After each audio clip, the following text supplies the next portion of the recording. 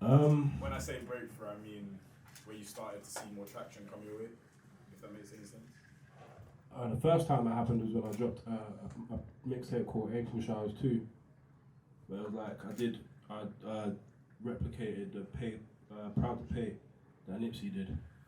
And yeah, that brought in a lot of like genuine supporters, and it like built like a core fan base, and it showed me that people are willing to like spend. Like I said, you can pay whatever, and people are paying like £25, £30 for mixtapes, £50, and it just showed me that people obviously value the music. So that was the first time where I saw like a significant change, and then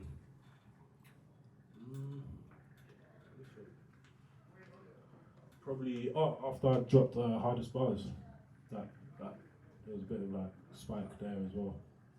Yeah. What would you say was more important to you? Was it actually finding your core fan base, or was it sort of the viral moment? Finding my core fan base always been more important, just because the viral moments, they go away quick. It don't matter how crazy something is in a day. On that day, it's like 2 days later, it's forgotten about. So you can go viral, and obviously it spikes your numbers. You might get like offers from certain things and into certain situations. You know what I mean? But that actual moment, unless you capitalize on it, don't really mean much. Whereas identifying your core fan base can keep you around for a long time. Do you know what I mean? Obviously, you can start to feed that fan base and grow from there. For sure. As someone that's been signed, been independent, what was your preference in terms of independence? My deal was that it was just a project deal, so it wasn't like signing as an artist or anything. It was just a project. It was more licensing than anything. I've got the project back now, but it wasn't all that, man. Just because it wasn't at the time, it wasn't that important to them. It was more like somebody said my name in the room and it was like, yeah, let's give this a try type of thing. It wasn't like there was mad demand and, you know what I mean, I had the upper hand, so to speak. So is there any scenario where you would go with not being independent and actually take it? Yeah. At this stage, yeah. I feel like obviously what I feel like is that 9 out of 10 people like the music. You know what I mean? It's just about being heard by those 10 people. So yeah. So leading on from the last conversation, as an independent artist, do you have a regular lawyer like in your everyday life, and do you think it's necessary for independent artists to have a lawyer? I activate a lawyer when I need to. So I mean, I don't do like contractual work every day where I need to obviously have a lawyer every day. But when in certain situations, then I activate a lawyer. Yeah. So you do think it's necessary? Yeah, I do. Obviously, there's different scales of obviously how important certain things are. It depends on obviously how much knowledge you know yourself. Like for example, like contracts between producers and stuff don't necessarily always need a lawyer, especially if you know the producer and you know what I mean, you've drawn up a contract from the past or something. It's pretty simple to do a splits and things like that. But once you start getting into advances and then what's needed to recoup and things, I think it's important to obviously have a professional. Yeah. So since you started, do you ever feel the need to like change your style or reinvent yourself? Yeah, reinvention, definitely. But in terms of changing my style, because I make so much different types of music, I feel like the style's just kind of like it kind of, you know what I mean? It's kind of like TE, whereas whatever type of music I'm making is still TE. But I feel like that's a gift and a curse, because obviously a lot of people make up certain style and then replicate that for 10 songs and use that, you know what I'm saying? So whereas I might make a summer type of song and then a deep rap song and then an introspective song, it's like it might like kind of like phase out what my actual one lane is, you know what I'm saying? Yeah, but I feel like, I don't know, reinvention is good, man. I feel like that's what I need now. You know what I'm saying? That's why I came today, to just speak, answer some questions, just kind of get like a feel of what's happening and get some information from everyone else, man. Cause I feel like reinvention always just brightens up, especially like someone like me who's been rapping for time, where it's like I drop, and obviously it activates my fan base, because my core fan base obviously want to know what's happening, so they're already locked in, so I drop, and then it's just about obviously just building momentum. You know what I'm saying? How many years did you start like after like you started rapping? Did you start seeing a change? Like, did you start seeing something actually flourish?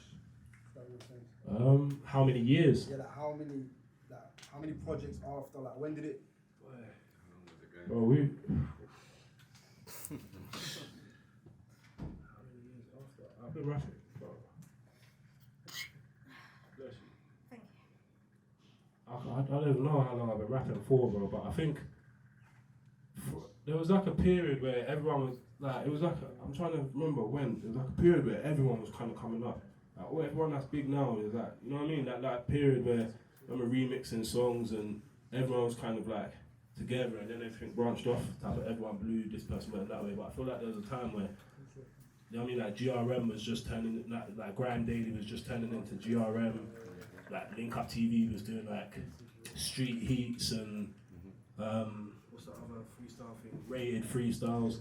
Like around that time, then started building something. You know what I mean? Like obviously the industry started building then, and I feel like man was kind of a part of that. Would you say like after that, did you start generating income from music? Like, Yeah, I'd say from then, yeah. Sporadically. It's like, since then it's been sporadic. So you obviously got your distro, where it's like your monthly income or bi-weekly or whatever that is. But then obviously you get shows and performances and appearances and brand deals and certain things through that. So throughout my career, obviously I've had different things, do you know what I'm saying?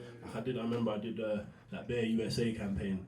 okay, That was like, and that obviously the music brought that about, do you know what I'm saying? So obviously being a musician and releasing, there's other opportunities that come by. Some of them I don't even know how, bro. But sometimes the phone just rings or emails just pop up. Someone out there's thinking of me, you get me? That's it, man. I know you just mentioned you was around the era where a lot of people kind of came up and went different directions. Is there anything you look at and you think I should have made that? Like, or I would have been like my man. Nah, you see what it is, bro. I don't regret anything, but I know what happened. At the time, I used to go studio with everyone, and I used to leave the studio to go do road. Everyone used to stay in the studio. And I know, like, looking back now, it was like, that was it, innit? I was more dedicated to something else at the time. So I don't really, it's not a regret, it's more of like a lesson, do you know what I mean? Because I know, like in terms of talent, when you have a certain amount of talent and obviously a core, it's never too late. You don't run out of time unless you quit, which is like the good thing, do you know what I'm saying?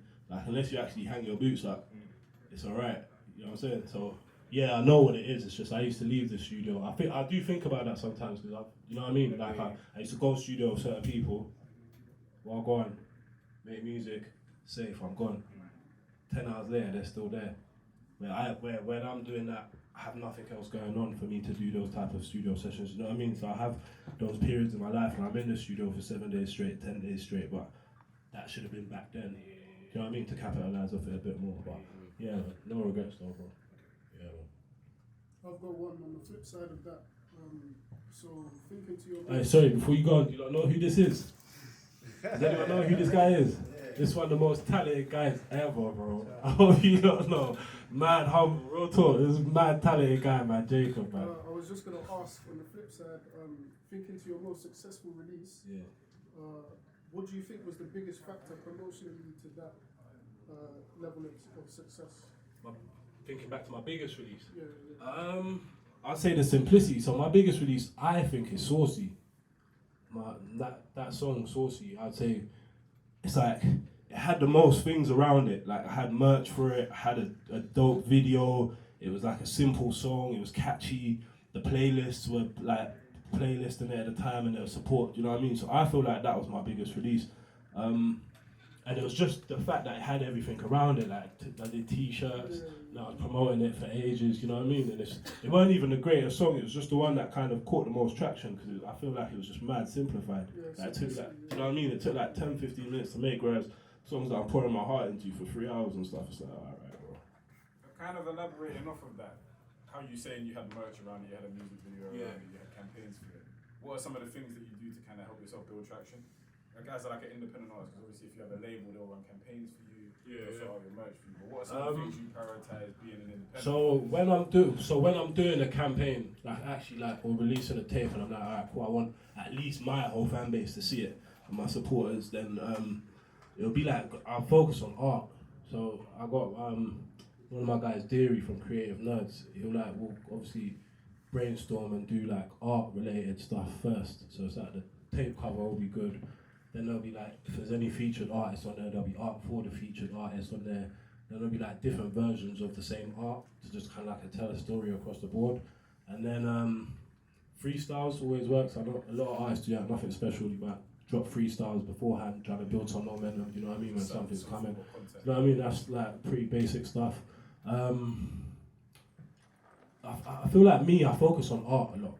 it's a lot of You like find different. that kind of helps you. Yeah, that's my thing. Like now and then I drop freestyles, like obviously just like camera recorded freestyle, simple things like that, and just content and like behind the scenes for videos and stuff. Obviously videos as well, music videos, not as important as they used to be, but it's like a advert for the music these days. You know what I'm saying? That's my opinion anyway. But I feel like the numbers and a lot of people feel like that as well. Do you know what I mean? Unless you're boosting it crazy on YouTube, the videos are just people don't react the same to them. You know what I'm saying? That's pretty But what else? See, I'm not really someone that like reaches out to a lot of people, but I feel like obviously asking people to support you actually works. Where I feel like I should do that more because there's people that are willing to support. You know what I'm saying? And I feel like that really helps. Where you ask someone for support and they just showed it like that. Not someone in particular. I just mean like yo guys, support this man. You know what I'm trying to say? Just garner your own support. Your own support system and just ask them like, yo, let's push this thing together. Kind of thing. I feel like that works well, man. I've seen other artists do it and it's worked well. I feel like if you've got a support system, they're more than happy to. Push your own regime. Do you know? Do you know what I'm saying? So I feel like that works a lot, man. That as well. So sorry, in your opinion, how long would you actively market a track for a project? You mean, bro, I'm gonna say how long I would, but I don't do it. So don't take it as this is what I do every time. But do you know what I'm saying? Because I'm being honest. Because sometimes I just want to drop music. I don't always want to work it. And sometimes as an artist, I overthink it. Because before I drop, I'm like, yeah, I'm gonna post this same clip every single day for 30 days, and it's like, nah, bro. I'm just not.